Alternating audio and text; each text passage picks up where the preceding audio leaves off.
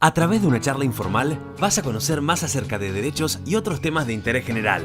Con una mirada local, Abelardo Mesa Aguerre te trae El Misionero, Derecho y algo más. El embarazo desata múltiples factores emocionales, biológicos, pero también jurídicos. Escuchaba esta semana a la abogada Nadia Gibaja haciendo referencia a lo que podría ser una suerte de entrevista jurídica preparto. Estamos acostumbrados a las entrevistas médicas, a las consultas médicas, pero ella hacía referencia a una entrevista jurídica y me pareció muy interesante. Es por eso que la convocamos y bueno, tenemos el gusto de que nos visite hoy acá en El Misionero, Nadia Gibaja. ¿Cómo estás? Hola, bueno, muchas gracias, Abelardo. La verdad que yo vengo siguiendo el trabajo que estás haciendo vos también en relación a la violencia ginecobstétrica, de visibilización, que estuvo la compañera Cintia Díaz el otro día. Y me emociona y me pone muy contenta porque a veces pensamos que las violencias que sufrimos las mujeres son un tema de mujeres. Cuando nos juntamos a hablar de violencias, siempre somos mujeres y siempre somos las mismas. Y realmente se necesita que toda la sociedad, y en especial los varones, se involucren y le pongan voz y que sean faro para otros varones de que esto no es una cuestión ni de mujeres ni de varones, es una cuestión social, porque quienes terminamos pagando el pato por las diferentes violencias que sufrimos las mujeres somos todas, porque está bien, la violencia es ejercida por un ejecutor, digamos, de la misma, que puede ser en el caso de, bueno, la violencia física, un varón, en el caso de la violencia ginecobstétrica, el personal médico, pero después pagan hermanos, padres, niños, por supuesto, hermanas, madres, niñas, toda la sociedad está implicada en los flagelos de la violencia de género. Así que yo te agradezco que vos te hayas involucrado, como yo no vi que se involucren mucho los varones en estos temas, y eso me pareció muy novedoso, por eso tenía mucho interés también en venir acá y tener esta charla con vos. Bueno, me encanta, te agradezco. Y vos fuiste fundadora, una de las fundadoras de Mamas Gang. Sí. Contanos un poquito en qué consiste, porque la lucha esta que hoy por ahí se hizo más visible, por así decirlo, y es una lucha que ustedes vienen hace rato con este tema. Sí, y antes que nosotras muchas más, digamos. Mira, Mamas Gang es un hecho fortuito, digo yo, porque a mí la maternidad me sorprendió y a esto quiero ir.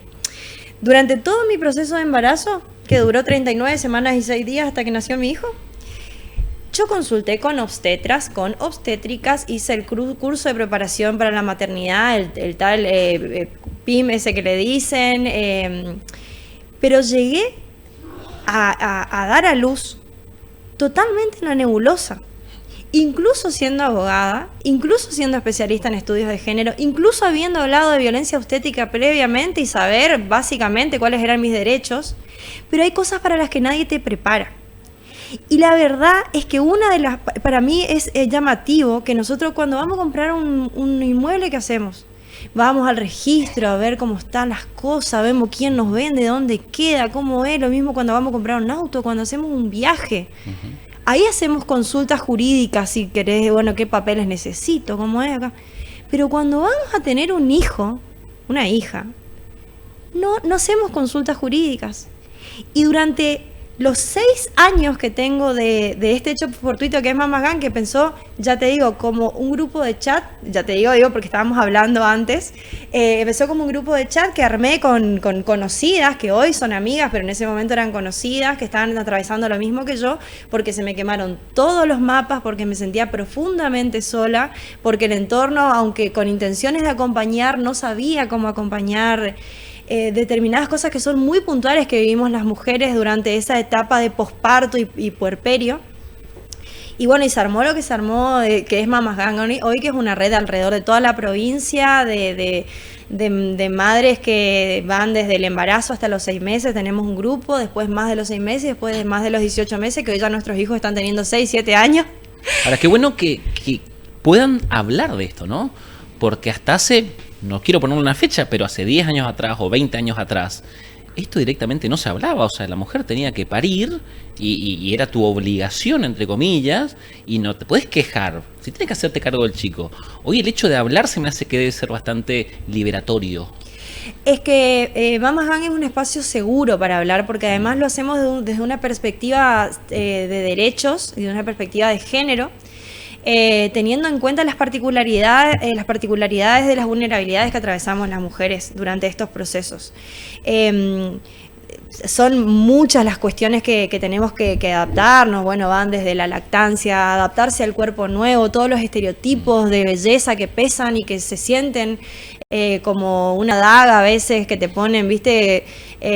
Siempre se quieren mostrar los mismos cuerpos después del parto, los cuerpos hegemónicos, las pampitas bailando en el caño a 2 días de parir y vos estás ahí, decía la pucha, y yo que a mí qué me pasó, ¿entendés? O sea, y bueno, y todas esas cuestiones, hasta cuestiones más serias que tienen que ver, por ejemplo, con la violencia obstétrica, que viene siendo el tema de estas semanas, lamentablemente a raíz de un nuevo hecho trágico de los que ya hemos dado cuenta muchas veces en la tribu y que no se pueden atribuir ni a un nosocomio en particular, ni al privado, ni al público. De hecho, existen estadísticas de que la violencia obstétrica ocurre más en el ámbito privado que en el ámbito público, increíblemente, pero es así. Uno pensaría, bueno, uno tiene, no sé, paga, va y no. Sí, ocurren más estadísticamente. De las últimas estadísticas que tenemos cuando se hacían seguimiento de estos temas, porque el Estado todavía reconocía que la violencia de género como fenómeno con un sesgo particular y una problemática particular, que son del 2023. Pero son aparte, los últimos datos que se hicieron a nivel oficial desde el gobierno. Qué difícil hacer estadística con algo que usualmente no se denuncia. O sea, ¿de qué estadística? Estamos hablando de un porcentaje menor que se manifiesta. Es que las estadísticas en números sabemos que son muy reducidas, porque la violencia de género ocurre en un momento tan vulnerable donde uno no tiene ni fuerzas, ni cabeza, ni a veces dinero, ni contención, ni nada para hacer una denuncia y para seguir con todo el proceso que le sigue a eso. Por eso yo digo, es tan importante, y vuelvo, que todos como sociedad nos involucremos, porque cuando la violencia ginecobstétrica sucede, es el entorno el que tiene que poner el pecho. Y para eso es el entorno el que tiene que estar preparado. Informarse. Porque la mujer no está en condiciones de hacerlo. Te traigo, Nadia, al ámbito jurídico, que es lo que nos convoca el día de hoy. En términos generales, y después vamos a ir desmenuzándolo. ¿Cómo protege el ordenamiento jurídico a la mujer, ya sea durante la gestación, en el parto y en el posparto? No hay una única ley que proteja. Nosotros tenemos desde tratados internacionales con jerarquía constitucional en adelante, después tenemos todo lo que es la ley de contrato de trabajo, los regímenes especiales, tenemos una ley pionera y somos uno de los pocos países que tiene una ley de parto humanizado con su decreto reglamentario, donde ahí te puedes sacar todas las dudas de cómo debe ser ese proceso desde el tratamiento por parte del personal médico hacia la mujer. Tenemos una ley de protección integral de las mujeres que la contempla como una modalidad específica de violencia. Después tenemos leyes que protegen la lactancia. ¿Qué pasa en el caso? Tenemos una ley de leche medicamentosa, tenemos una ley de duelo gestacional, es decir, la protección jurídica que nosotros tenemos es realmente de vanguardia. Pero después está la realidad, la aplicación de los derechos. Ninguna de estas leyes cayeron de un árbol. Atrás de eso hay historias de dolor, de lucha, de militancia, de insistencia, de encontrar los momentos políticos para poder introducirlas. Pero después la aplicación es una lucha aparte, que empieza cuando la gente empieza a conocer sus derechos. Se da el hecho del embarazo y hago foco en las obras sociales. ¿Cuál es la atención mínima que le tiene que brindar una obra social a una mujer embarazada? La cobertura médico-asistencial que merece la embarazada por parte de las obras sociales y también las prepagas, incluso en el sistema público de salud se deben garantizar los mismos, es del 100%. Incluye las ecografías, los medicamentos, los procedimientos que sean necesarios y se hace extensivo al bebé después de nacido por un cierto tiempo. Entonces, la embarazada tiene que tener 100% de cobertura y contención social. Hoy, por ejemplo, hablamos de la baja en las cifras de la natalidad y de por qué se produce. pero poco se mira a cómo se ejecutan después todas estas hermosas leyes que tenemos y de cómo eso impacta en las mujeres y en las decisiones a la hora de tener. Obviamente que esta baja en la natalidad, que ya viene del 2014 en adelante, siendo un fenómeno que se registra y que se recrudece, es multifactorial. Y es un fenómeno mundial aparte. Un fenómeno mundial. Pero yo creo realmente que si vos tenés un sistema donde las licencias por maternidad son irrisorias, o sea, en nuestra ley de contrato de trabajo nosotros tenemos 90 días de licencia.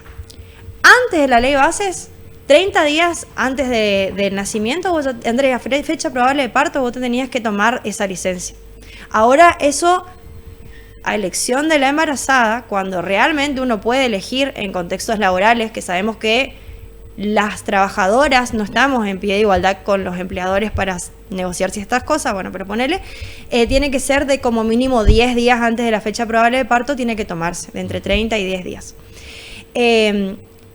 Pero acá se desconoce lo que es la humanidad. Yo te voy a hablar de un procedimiento que no es tenido en cuenta por la ley y que tiene un nombre específico que se llama exterogestación. En su proceso evolutivo del ser humano, cuando pasamos a ser Homo erectus y nos paramos, las caderas se nos encogieron. Entonces el canal de parto se encogió. Y esto hizo que el embarazo se reduzca en tiempo a 9 meses. Pero el bebé, hoy en día, las seres humanas que somos, nosotros estamos 9 meses dentro de la panza y 9 meses fuera de la panza. Fíjate que hay un hito psicológico documentado, estudiado y académicamente reconocido, que a los 8 meses se produce algo que se llama angustia de separación. A 8 meses de nacido el bebé, que es cuando recién ahí el bebé empieza a reconocer que la mamá y él no son una sola persona. A los 8 meses, vos imaginate una trabajadora que con un bebito de 2 meses tiene que volver a trabajar.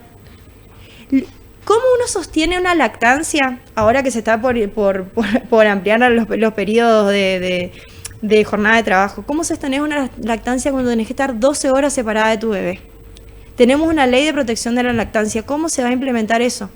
12 horas te vas a estar sacando leche cada cuánto, qué leche le va, o sea, hacer un banco de leche para poder sostener, en el caso de que una decida una lactancia materna exclusiva durante el primer año de vida, o sea, exclusiva hasta los 6 meses y acompañando la alimentación complementaria hasta los 12, desde los 6 hasta los 12, se sostiene con un banco de leche. Para hacer ese banco de leche vos te tenés que extraer leche. Para extraerte leche tenés que tener tiempo antes de volver al trabajo y durante el tiempo de volver al trabajo. Y sostenerlo, por supuesto, con la presencia cercana del bebé, la segregación de oxitocina y un montón de cosas. Es decir, hoy todavía las leyes laborales que tenemos no acompañan estos procesos biológicos naturales y documentados por la ciencia por los que trabajamos como seres humanos, no se condicen. Cuando hablamos de la ley de parto humanizado, hace poco hablamos con Cintia Díaz de este tema, una charla muy buena.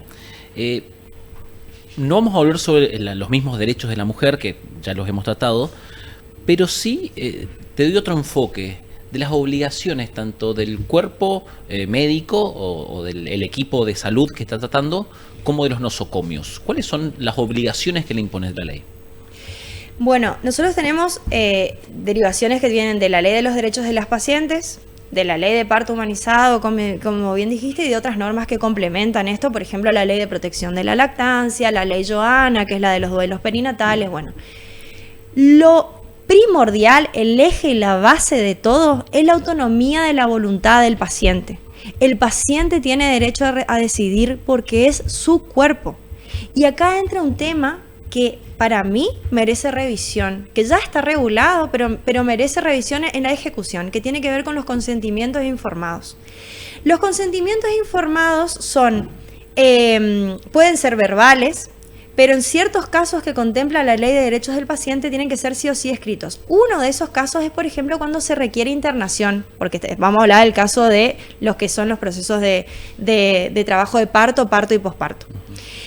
En esos casos, esos consentimientos tienen que ser por escrito. ¿Qué es lo que sucede en la realidad? Que el nosocomio te da un formulario, del cual ni siquiera te da copia, donde ellos ya establecieron todas las intervenciones que te pueden y no hacer. Es un contrato de adhesión, en definitiva. Claro, totalmente leonino, como diríamos en la práctica, ¿no? ¿Y qué pasa? Entonces ahí adquiere relevancia otra figura jurídica que, si bien no está contemplada expresamente en la ley, es un derecho de los pacientes cuando uno hace un juego armónico entre todas las normas que protegen, que es el plan de parto. ¿Qué es el plan de parto? Es un documento que el paciente presenta en nosocomio, donde deja por escrito qué quiere, o sea, qué vía vaginal es la que prefiere en caso de que no hayan razones médicas que aconsejen y justifiquen otra cosa que por fuera del deseo de la mujer. ¿Cómo quieres, por quién va a estar acompañada? ¿Qué quiere que se haga en caso de muerte gestacional? ¿Qué quiere que pase en caso de que muera la mamá durante el parto? O sea, todas esas cosas uno puede establecerlas en el plan de parto, y eso es obligatorio para los médicos porque forma parte del derecho a brindar o no el consentimiento informado para determinadas prácticas médicas. La ley de parto humanizado tiene un decreto reglamentario. En ese decreto reglamentario está previsto expresamente que la mujer tenga libertad de movimiento al parir. Vos llegás, te acuestan en una camilla, abrís las patas y vas a parir así, acostada. Y también la vía de parto. La mujer puede elegir la vía de parto. Yo quiero cesárea o yo quiero parto vaginal. Y esa es mi decisión porque es mi cuerpo. Después tenemos relatos de mujeres que por protocolos médicos que se ponen por encima de la ley ilegalmente, terminan esperando procesos de dilatación que no ocurren durante muchísimas horas, con las consecuencias en la salud de la madre y el bebé que eso trae. Te hago una pausa ahí para aclarar algo, porque no todos los que nos ven son abogados. En la República Argentina, bueno, en cualquier estado existe un orden jurídico de normas, claro. ¿Sí? La más importante, la principal, es la Constitución Nacional, y de ahí va bajando tratados internacionales, leyes nacionales, ordenamiento jurídico nacional, Constitución provincial, leyes provinciales, etc. Estamos diciendo que un reglamento de un nosocomio, ya sea un hospital, de una clínica, lo que fuere, pasa por encima de una ley nacional, de un decreto nacional. Es algo absolutamente ilegal, inadmisible e ilegal. Es ilegal, porque aparte nuestro orden de prelación normativa prevé que los derechos que están contemplados en las normas de superior jerarquía puedan ser ampliados pero nunca reducidos. ¿Qué quiere decir? Lo que está en la ley es el piso. Esto es lo mínimo que te pueden brindar. De ahí en más. Entonces a vos no te pueden cercenar el derecho a elegir la vía de parto por un protocolo. Autonomía de la voluntad es un derecho pilar de los pacientes. Nadia, ¿viste jurisprudencia que condene por mala praxis en estos casos, o que sancionen por violencia obstétrica? Sí, yo te voy a ser sincera, tuve acceso a jurisprudencia que habla de la reparación por daños. Que se hacen reparaciones como civiles. Ahora, condenas hacia los médicos, yo todavía no vi alguna jurisprudencia, digamos, en un caso de violencia seguida de lesiones o muerte, digamos. Eso la verdad es que no vi, pero sí hay un tema ahí también álgido que hay que tocar, que es el tema de cómo se prueba la violencia obstétrica, ¿no? ¿Cómo se prueba? Bueno, vos la vas a probar a través, de testimonios, de pericias, ¿sí? Pericias que requieren revictimizar muchas veces a la madre y que no todas están en condiciones de atravesar, o a la familia de las personas involucradas, ¿sí? Pero hay un documento muy importante que es la historia clínica. Nosotros tenemos una ley que regula eso a nivel nacional, a nivel provincial tenemos un decreto además que prevé que las provincias se adhieran para que la historia clínica sea de alcance nacional y el paciente en cualquier lado pueda tener acceso a su historia clínica. La historia clínica básicamente es la historia de todos los procedimientos médicos que vos tuviste que atravesar, los medicamentos que te dieron, las intervenciones que te hicieron, y te pertenece. Eso le pertenece al paciente. Pero lo que pasa es que el custodio de esa historia clínica es el médico o el nosocomio. Y ahí viene un problema que muchas veces y esto lo voy a poner en potencial porque no quiero tener problemas, cuando los pacientes, hubieron pacientes que habrían acudido a buscar su historia clínica y ven que en la historia clínica no figuran cosas que sucedieron o que fueron manipuladas. La ley lo que dice es que en caso de manipulación o omisión en la historia clínica, eso es en contra del médico, pero lo que pasa en la realidad es que eso es muy difícil de probar. Y ese es el gran problema que tenemos hoy en día. No obsta que hayan otros medios probatorios muy eficaces, pero también tenemos el abroquelamiento que sucede por la opresión del propio sistema hacia los propios profesionales muchas veces. No vas a conseguir uno del equipo médico que te salga a hablar en contra. Uno. Cuando pasan este tipo de cosas. Y esto sí es lo que nosotros venimos viendo en casos que se socializan dentro del grupo. Y quedamos pendientes de lo que pueda llegar a decir algún día el cuerpo médico forense de la Corte, que está lejos de acá y por esa distancia más que nada excede a esa cartelización, no me acuerdo qué palabra usaste. Abroquelamiento. Abroquelamiento. Cartelización era ya. Pongámoslo en potencial, como Sí. dijiste vos. Hablaste la pasada de la ley Johanna. Sí. Contanos un poco en qué consiste. Es una ley del 2023. ¿Qué sucede? Cuando una persona está esperando en la dulce espera, digamos, hablamos un montón de cosas y nadie quiere hablar de los duelos. Pero a veces los duelos suceden porque las muertes perinatales suceden. La ley Johanna considera muerte perinatal a la que ocurre entre la semana 22 de gestación y hasta 7 días después de nacido el bebé. Lo que venía pasando antes de la ley Johanna es que las mujeres perdían a sus bebés y a veces eran internadas en piezas conjuntas con otras mujeres que tenían a sus bebés y ellas no los tenían y todo eso. Entonces la ley Johanna se focaliza en proteger a esa familia que está transitando el duelo. Por ejemplo, las clínicas tienen que tener habilitados espacios especiales o, en su caso, una internación sola, digamos, de la mamá que acaba de perder a su bebé. La ley Johanna también prevé la posibilidad de que la mamá permanezca junto a su bebé el tiempo que necesite para poder despedirlo, que se pueda pedir una autopsia para saber, en el caso que se pueda saber cuál fue la causa de muerte. Bueno, prevé también acompañamiento psicológico específico y todos estos dispositivos para acompañar a las mamás en duelo. Pero lo principal era que también que se establezcan protocolos estandarizados dentro del cuerpo médico para abordar estos temas, para poder, en el caso de que la muerte sea dentro de la panza, decirle cuáles son los diferentes procedimientos médicos para que se produzca retirar al bebé y demás. Son cosas difíciles de hablar, pero que gracias a la ley Johanna hoy las mamás que lamentablemente tienen que pasar por esa situación tan tremenda están un poquito menos expuestas a lo que, porque vos nacés en una maternidad que ves bebés, alegría, mamadera, regalos, flores, y cuando te toca contar otra historia es muy difícil estar en esos entornos.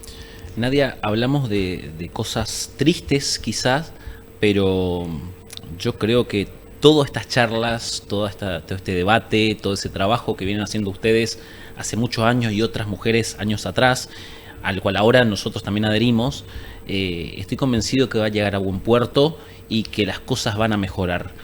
Cuesta, es remar contra la corriente, es remar en una tormenta en la cual recibís muchos golpes. Vos lo sabés mejor que yo probablemente por el tiempo que llevas en esto, pero estoy convencido que se puede. Estoy convencido que todo el trabajo que se viene haciendo en algún momento va a decantar en un sistema mejor. Sí, bueno, yo de nuevo te agradezco.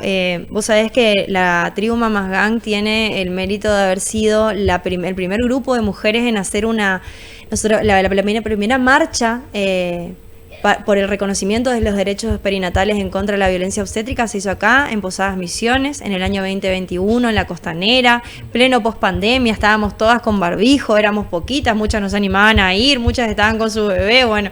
Y al año siguiente, las chicas de la campaña nacional contra la violencia gineco-obstétrica la hicieron a nivel nacional, que se llamó Marea Roja y que tomó, digamos, otra trascendencia.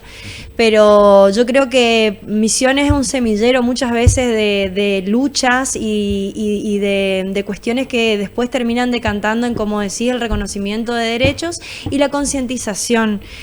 Porque la verdad que hablar de todos estos temas no se trata de estigmatizar al sistema médico, a los médicos, a los nosocomios, no, para nada, sino de sensibilizarnos todos como sociedad, te toque el rol que te toque adentro de la sociedad, para poder prevenir la violencia gineco-obstétrica en particular y todo tipo de violencias, porque a veces pasa que por desconocimiento se termina cayendo en conductas violentas sin darse cuenta.